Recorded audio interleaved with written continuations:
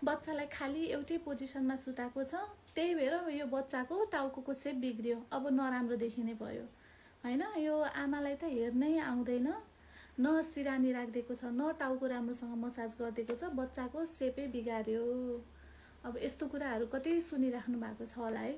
अनि स्पेसल्ली यो न्यू प्यारेन्ट्सहरू जो हुनुहुन्छ हैन, उहाँहरूलाई चाहिँ कति टेन्सन कति स्ट्रेस भइरहेको छ होला कि बच्चाको हेड एकदमै फ्ल्याट भयो हैन, अनि सेप बिग्रियो भनेर आज यो टपिकमा कुरा गर्नको लागि आएको म हैन। इनकेस तपाईहरु न्यू मम हुनुहुन्छ, न्यू पेरेन्ट्स हुनुहुन्छ भने चाहिँ यो भिडियो चाहिँ स्किप नगर्नु होला। कुनै बच्चाहरुमा तपाईले लङ टाइमसम्म ब्याकमा नसुताए पनि तपाईको बच्चामा चाहिँ फ्ल्याट हेड डेभलप हुन सक्छ हैन। Let's talk about fact. अब के हुन्छ त, बच्चाहरुको चाहिँ नर्मल्ली नेक र हेड चाहिँ एकदम फ्लेक्सिबल हुन्छ। तपाईले मिनिमल टाइम तपाईले ब्याकमा सुताए पनि हैन, अनि तपाईले टमी टाइम गराए पनि, अनि यो स्विङहरु अभोइड गरे पनि तपाईको बच्चामा चाहिँ फ्ल्याट हेड देखिन सक्छ हैन। तपाईले यो नेग्लिजेन्स गरेर तपाईले लङ टाइमसम्म ब्याकमा सुताएको भएर मात्र तपाईको बच्चालाई चाहिँ फ्ल्याट हेड देखेको होइन। बच्चा जन्मिने बेला उसको ब्रेनको फुल्ली ग्रोथ एन्ड डेभलपमेन्ट भइसकेको हुँदैन, त्यही भएर उसको स्कल चाहिँ एकदमै सफ्टली डिजाइन भएको हुन्छ। अनि त्यही भएर बच्चाको चाहिँ ब्रेनको डेभलपमेन्ट चाहिँ स्लोली ग्रोथ हुँदै गर्छ। अनि तपाईले बच्चालाई ब्याकमा मिनिमल्ली स्लिप गराए पनि, सेफ स्लिप गराए पनि कहिलेकाहीँ के हुन्छ त, बच्चाको चाहिँ हेड फ्ल्याट भइदिन सक्छ, त्यसैले फ्लेजियोसेफाली देखिन सक्छ। वजाइनल डेलिभरीमा के हुन्छ त, बच्चा चाहिँ बर्थ क्यानलबाट पास आउट हुने हो, अनि बच्चा चाहिँ बर्थ क्यानलबाट निस्किने क्रममा चाहिँ एकछिनको लागि त्यहाँ उसको हेड स्टक भएर बस्छ र बच्चाले आफै निस्किन सकेन भने बच्चाको स्कल त एकदमै सफ्ट हुन्छ, राम्रोसँग डेभलप भएको हुँदैन र त्यहाँको 5 वटा बोनहरु चाहिँ ओभरल्याप भएर बस्दिन्छ र हेड सानो भएपछि बच्चालाई चाहिँ बर्थ क्यानलबाट पास आउट हुन इजी हुन्छ। अनि बर्थ क्यानलमा स्टक भएर बसेको बेला मोल्डिङ, कोनिकल र डिफ्रेन्ट साइजहरुमा हेड देखिन सक्छ। पछि बिस्तारै बच्चाको हेड चाहिँ हार्ड हुँदै आफ्नो सेपमा चाहिँ आउँछ। केस कुनै बच्चाहरुमा चाहिँ टर्टिकोलिस भन्ने कन्डिसन देखेको छ भने यसमा के हुन्छ त, तपाईको बच्चाको चाहिँ यो नेक मसल्स जुन छ त्यो चाहिँ स्टिफ भइदिन्छ हैन।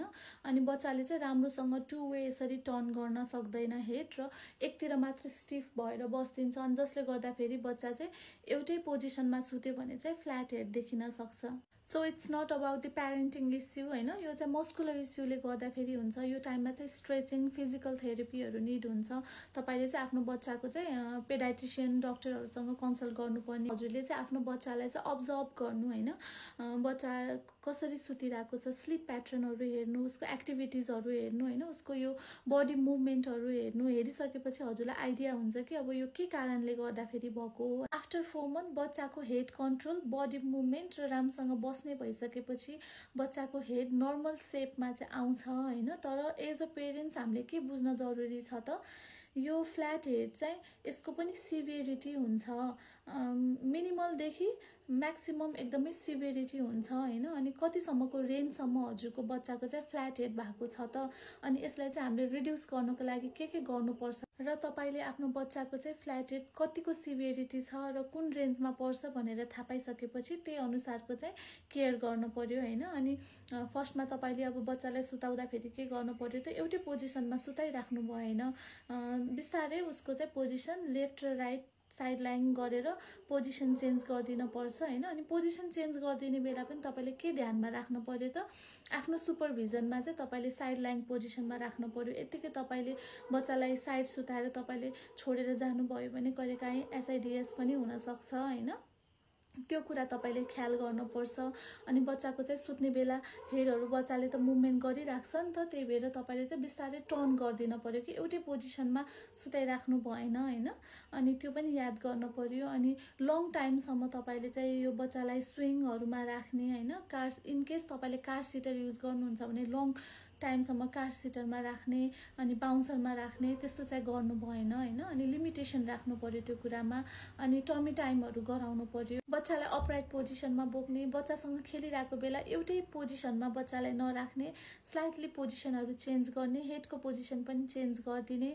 अनि बच्चालाई सुताउने बेला बाक्लो बाक्लो सिरानीको प्रयोग नगर्ने। यसले गर्दाखेरि बच्चाको नेक अलिकति माथि अपलिफ्ट हुन्छ हैन, अनि त्यसपछि बच्चाको जुन बडी पोस्चर हुन्छ नि त्यो बिग्रिन्छ हुन्छ कि अनि त्यसले गर्दाखेरि पनि पछि हिँड्ने बेला डिसब्यालेन्स अनि हेर्दाखेरि पनि एपियरेन्स अलिकति पोर देखिन सक्छ। अनि इनकेस तपाईँको चाहिँ बेबीमा टर्टिकोलिस भएको छ भने मेडिकल एडभाइसहरू लिन सक्नुहुन्छ होइन। अनि एज अ पेरेन्ट्स तपाईँले सबै कुरा राइट गर्नु भएको छ भने पनि कहिलेकाहीँ बच्चाको फ्ल्याट हेड देखिन सक्छ होइन। यो टाइममा चाहिँ डक्टरको रिकमेन्डेसन अनुसार यो हेलमेटहरू युज गर्न सकिन्छ। So parents don't be guilty, यो तपाईँहरूको केयरमा ल्याक भएर इस्यु डेभलप भएको होइन। And also to the other people, please stop blaming parents, let's focus on education and support.